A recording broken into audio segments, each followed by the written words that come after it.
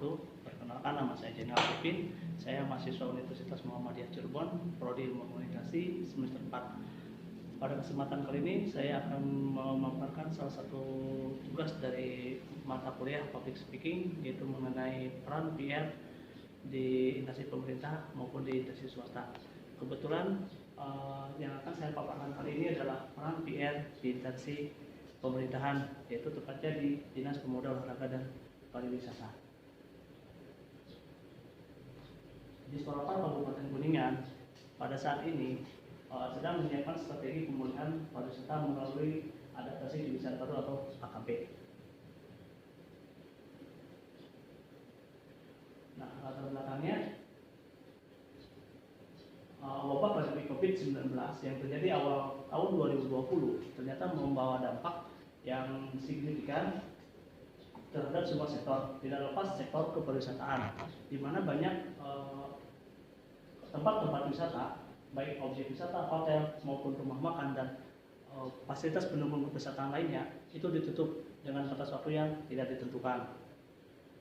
Namun pada pertengahan tahun, Presiden Republik Indonesia mengeluarkan gagasan mengenai penerapan new normal atau adaptasi kebiasaan baru. Gagasan ini sangat disambut baik oleh seluruh masyarakat Indonesia. Tidak lepas juga oleh masyarakat di para pelaku usaha kepariwisataan. Mereka menganggap dengan penerapan gagasan ini mudah-mudahan pemulihan sektor ekonomi bisa segera dilakukan.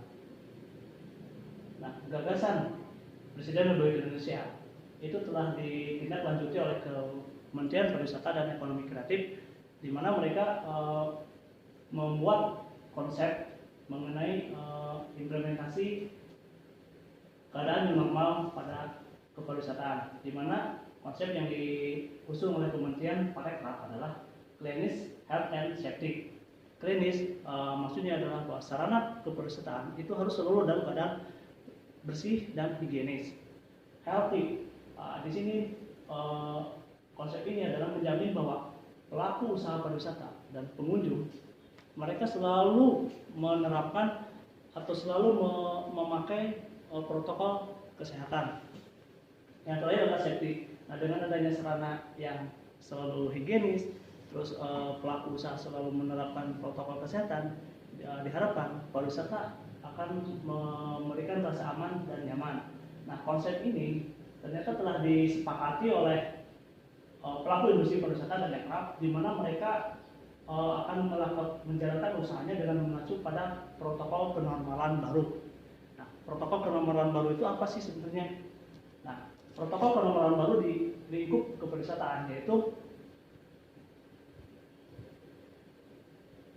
satu, wajib memakai masker, di mana pelaku usaha pariwisata dan pengunjung mereka diwajibkan selalu memakai masker ketika berkunjung, dan di sana juga pelaku usaha pariwisata telah menyiapkan himbauan tentang kewajiban memakai masker.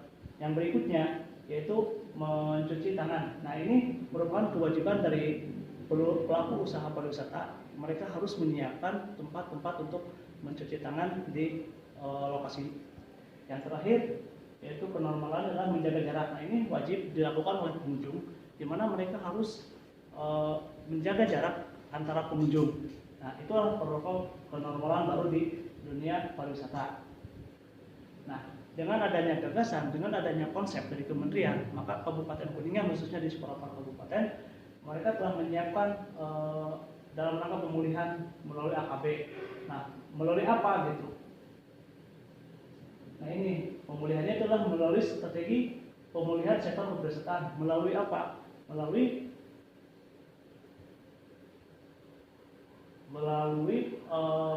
program pengembangan wisata unggul terpadu. Apa sih pengembangan wisata unggul terpadu itu? Yaitu ini adalah satu program yang tujuan mempercepat pemulihan ekonomi di sektor kepariwisataan dengan memanfaatkan sumber daya yang ada, baik sumber daya kepemudaan, olahraga, dan pariwisata itu sendiri. Melalui apa? Nah, ada dua langkah yang diambil, itu pertama, penyiapan sarana dan prasarana pendukung SOP protokol kesehatan. Yang kedua, itu menyiapkan SDM dan manajemen daya tarik wisata terkait pelaksanaan SOP dalam rangka adaptasi kebiasaan baru dan persiapan pembukaan pariwisata di pasca COVID-19.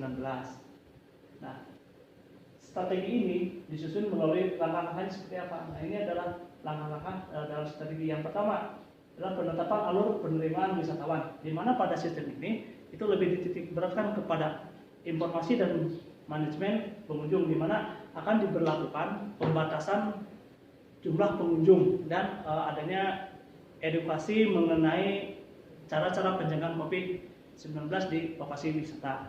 Langkah yang kedua adalah pengecekan suhu wisatawan atau pengunjung. Nah, ini dilakukan dalam rangka memberikan rasa aman bagi pelaku usaha dan juga bagi pengunjung lainnya. Langkah yang ketiga yaitu sistem digitalisasi pada registrasi hotel, rumah makan, dan daya tarik wisata. Nah, pada sistem ini untuk pembookingan atau pemesanan hotel dan tiket wisata itu diusahakan dilakukan melalui aplikasi-aplikasi seperti traveloka.com, Agoda, itu secara daring. Nah, berikutnya adalah pemberian pelatihan. Ini perlu dilakukan karena yang bersentuhan langsung dengan pengunjung itu adalah pelaku usaha pariwisata dan pemandu wisata. Nah, pelatihannya mengenai apa? Yaitu mengenai di mana area evakuasi dan bagaimana cara mengevakuasi ketika ada pengunjung yang mengalami masalah kesehatan.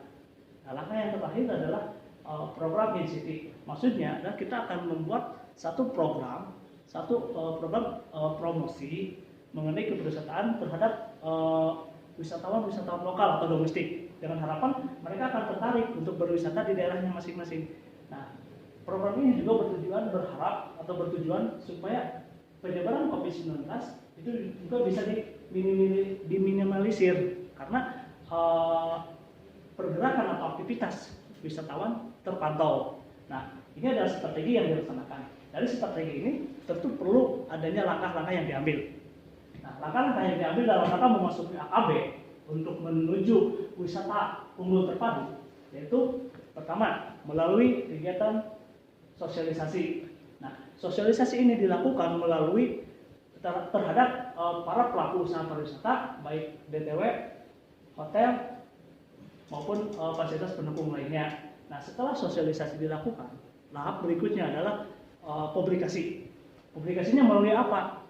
Nah, kita menyiapkan edaran atau himbauan-himbauan mengenai penyelenggaraan